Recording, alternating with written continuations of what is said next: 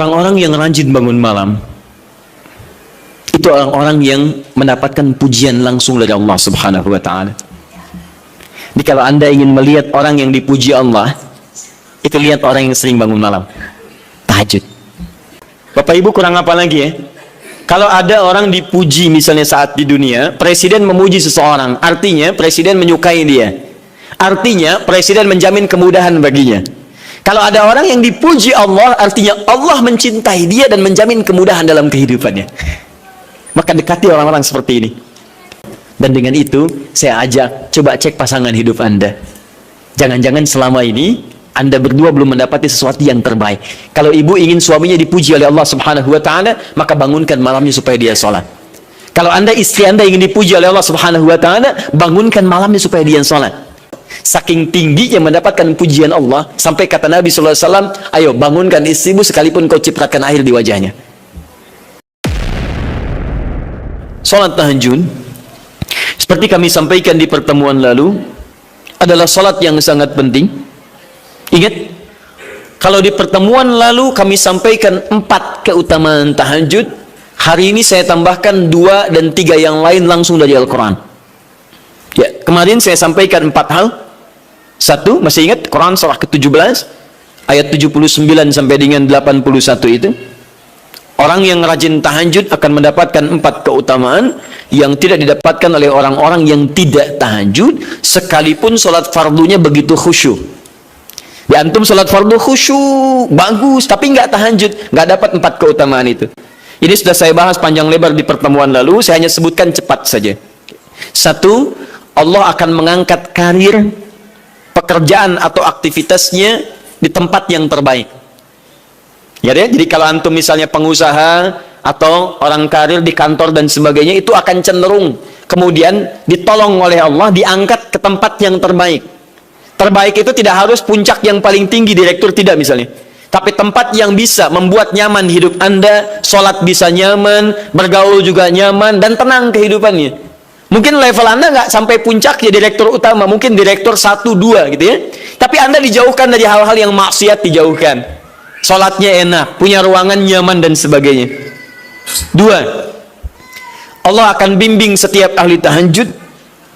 Allah akan bimbing sehingga menjalani awal pekerjaannya dengan begitu mudah. Ya Rabbi adkhilni mudkhala sidqin. Ya Allah, tolong bimbing saya supaya mengawali pekerjaan dengan cara yang benar. 3, awas hati-hati, Anda memang posisi tinggi, sekarang dapat proyek, apakah setiap yang dapat proyek menjalani pekerjaannya dengan benar? Belum tentu. Jangan tinggi-tinggi lah. Maaf ya, apakah orang tua yang sekarang menyekolahkan anaknya ke tempat belajar menjalani awalnya dengan benar? Hati-hati ya Bu ya, Pak. Bapak Ibu menyekolahkan anak dengan awal yang salah, maka memberikan jalan keburukan ketika dia belajar. Saya katakan, jangan pernah Anda masukkan anak Anda ke sekolah dengan menyogok. Bayar sekian supaya masuk, menyalahi aturan. Kalau awalnya sudah salah, bagaimana anak Anda bisa belajar dengan benar? Mustahil mendapatkan sesuatu yang tidak baik. Yang baik itu mustahil didapatkan. 3, wa akhrijni mukhrajas sidqin. Allah berikan jalan keluar terbaik dari persoalan yang dirasakan. Di ahli tahajud itu setiap punya masalah, bukan nggak dapat masalah ya, bukan tidak bermasalah hidupnya. Dia mendapat ujian juga. Cuman sebelum diuji, diringankan masalahnya. Sehingga seakan-akan nggak punya masalah. Padahal sama dengan yang lain. Cuma saat akan dia lalui, Allah ringankan persoalannya sehingga mudah dilalui. Dan yang keempat ini yang hebat. Ya, waj'alni min ladunka sultanan nasira. Allah akan tolong langsung orang ini ketika ada lingkungan sekitar yang akan menyakiti atau menjahilinya. Kalau diisengi orang, diganggu orang, dan sebagainya, ini orang-orang seperti ini langsung mendapatkan perlindungan dari Allah Subhanahu wa taala. Nah, maka teman-teman sekalian, dari 4 ini kemudian Nabi menguatkan tentang itu sampai muncul ayat-ayat khusus dari Al-Quran untuk memberikan jaminan-jaminan. Ini tambahannya. Yang kelima, ini yang belum saya sampaikan pertemuan lalu.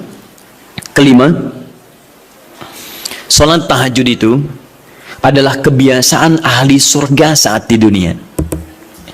Jadi kalau Anda ingin melihat ahli surga yang hadir di dunia, salah satunya lihat kebiasaan sholat malamnya. Bukan nonton bola.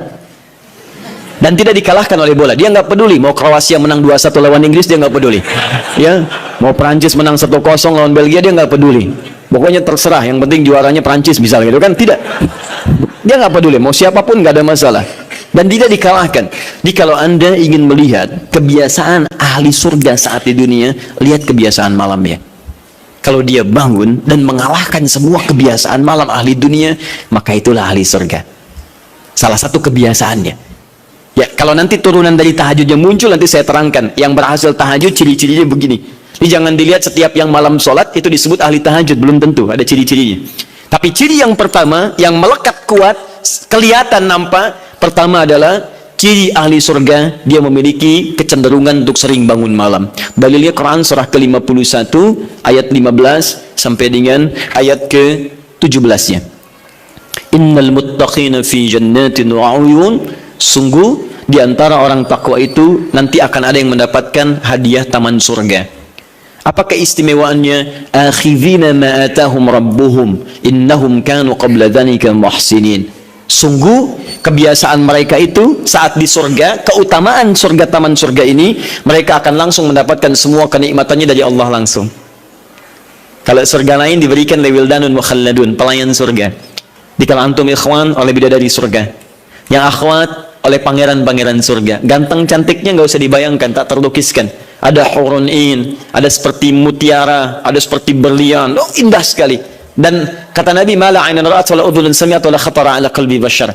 Ya, enggak pernah dilihat di bumi, dia mengantarkan bi aqwabi wa abari qawaqasin min ma'in, bawa gelas-gelas yang berleburan mutiara, emas dan sebagainya. Enggak seperti ini, enggak ada merek akhir TV di sana nanti, ya. Semuanya indah. Tapi enggak terbayang. Tapi taman surga tidak. Allah langsung yang berikan tanpa perantara. Kun fayakun. Enggak usah dibayangkan, laisa kamitslihi syai', ada seketika. Tapi yang hebat, apa kebiasaan ini? Kata Al-Quran langsung, ini Allah yang mempersaksikan. Innahum kanu qabla dzalika muhsinin, mereka itu ahli ihsan saat di dunia. Ayat 17-nya, kanu qalila minal laili ma yahja'un. Mereka itu malamnya sedikit tidurnya. Jadi punya kebiasaan bangun malam. Jadi kalau Anda, ini cara memahami ayat itu begini. Cara memahami ayat seperti ini, jangan mencari orang lain. Anda sendiri yang menjadi bagian dari ayat itu. Jadi itu diinformasikan pada kita sebagai tawaran, kita mau nggak berniaga dengan ayat itu? Mau nggak menjadi bagian dari ahli surga itu? Jadi jangan sibuk mencari kebiasaan orang. Kenapa Anda tidak membiasakan diri jadi bagiannya? Ya, jadi coba cek dari keluarga. Ada nggak sudah jadi bagian dari ahli surga di keluarga Anda? Sekarang pulang ke rumah, coba lihat dari sekian orang yang ada di rumah berapa yang bangun? Mula-mula cuma 2 orang, menikah suami istri belum bangun. Allah kirimkan anak belum bangun, sudah ada cucu belum bangun, 10 orang di rumah nggak ada yang bangun, masa satu pun nggak ada yang jadi ahli surga? Coba. Makanya karena saking tingginya ayat ini, Nabi sampai membangunkan istrinya, membangunkan menantunya, membangunkan anaknya Fatimah Az-Zahra, menantunya Ali bin Abi Thalib, dibangunkan oleh beliau, ayo bangun, bangun, bangun. Saking inginnya keluarga Nabi terpancar cahaya surga sejak mulai di dunianya. Teman-teman pulang ke rumah ya, coba lihat tuh. Anak-anak yang di pesantren kalau pulang dan sebagainya, malam bangun nggak dia? Coba biasakan, bangun, bangun, bangun, dan Anda akan rasakan hal yang sangat berbeda. 2, tadi tambah 1 ya, berarti 5. Sekarang yang ke-6, orang-orang yang rajin bangun malam itu orang-orang yang mendapatkan pujian langsung dari Allah Subhanahu wa Ta'ala. Jadi kalau Anda ingin melihat orang yang dipuji Allah, itu lihat orang yang sering bangun malam, tahajud. Di antara dalilnya Quran surah ke-32 ayat ke-16. Tatajafa junubuhum 'anil madaji' yad'una rabbahum khaufan wa tama'a wa mimma razaqnahum yunfiqun. Setelah kita sujud itu ayat sajadah, Allah terangkan. Itu indah sekali kaitannya. Nih, di antara orang sujud ini ada yang lebih hebat lagi. Kalau Anda sholat subuh baca misalnya ayat sajadah, sujud, Allah terangkan, di antara sifat orang yang rajin sujud ini adalah orang-orang yang rajin tahajud. Tatajafa junubuhum 'anil madaji'. Mereka sering menghindari tempat tidur di malam harinya. Maksudnya apa? Rajin tahajudnya.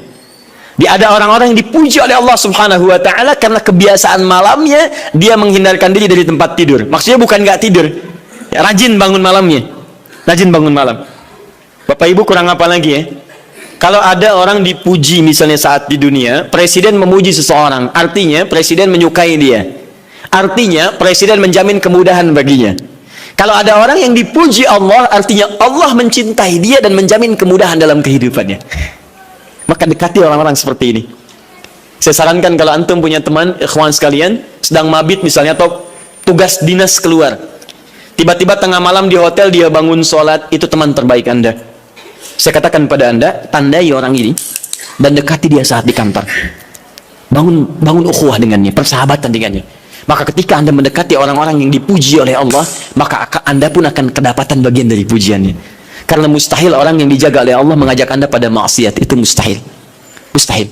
Sama teman-teman yang masih di kampus, kalau malam-malam misalnya di asrama atau pulang, tiba-tiba ada orang-orang yang kelihatan sholat malam, dekati orang ini. Jadilah bagian dari sahabatnya.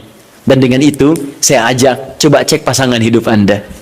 Jangan-jangan selama ini, Anda berdua belum mendapati sesuatu yang terbaik. Kalau ibu ingin suaminya dipuji oleh Allah Subhanahu wa Ta'ala, maka bangunkan malamnya supaya dia sholat. Kalau Anda, istri Anda ingin dipuji oleh Allah Subhanahu wa Ta'ala, bangunkan malamnya supaya dia sholat. Dan kalau bisa keduanya kompak. Pernah kan saya sampaikan di pertemuan lalu, Nabi menyampaikan, lihat rahimallahu mra'an atau rajulan. Allah merahmati seorang lelaki. Kemudian yang bangun di pertengahan malam dia sholat, lantas membangunkan istrinya dan mencipratan air di wajah istrinya supaya dia bangun menunaikan sholat malam. Seperti Allah merahmati seorang istri yang bangun di malam hari untuk sholat, kemudian dia mencipratkan air di wajah suaminya supaya bangun untuk sholat. Saking tingginya mendapatkan pujian Allah, sampai kata Nabi SAW, ayo bangunkan istrimu sekalipun kau cipratkan air di wajahnya. Tapi mohon izin Bu ya, maksud hadis itu, kalau sudah ada komitmen dan rencana bangun di malam harinya. Nggak ya? Bukan ibu ngaji sekarang, suami nggak hadir. Terus dengar itu, terus nggak punya rencana. Aduh, saya pengen suami dipuji Allah. Masya Allah, malam-malam segayung Pak. Mama kenapa? Hadis Nabi Pak. Oh, hadis Nabi. Aduh, siapa yang ngajarin? Nah, itu yang repot.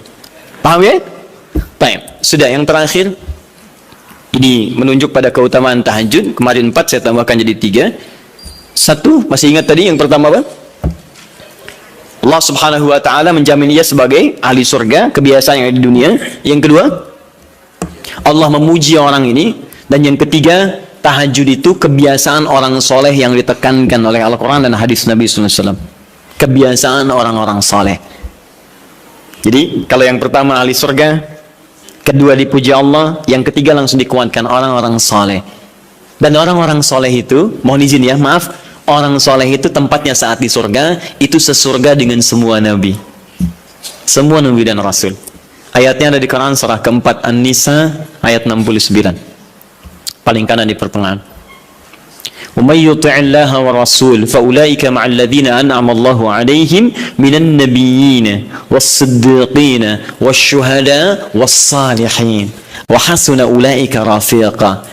Siapa yang mau menaati Allah dan Rasulnya, maka dia bisa sesurga dengan orang-orang yang telah Allah berikan jaminan nikmat surga untuk mereka.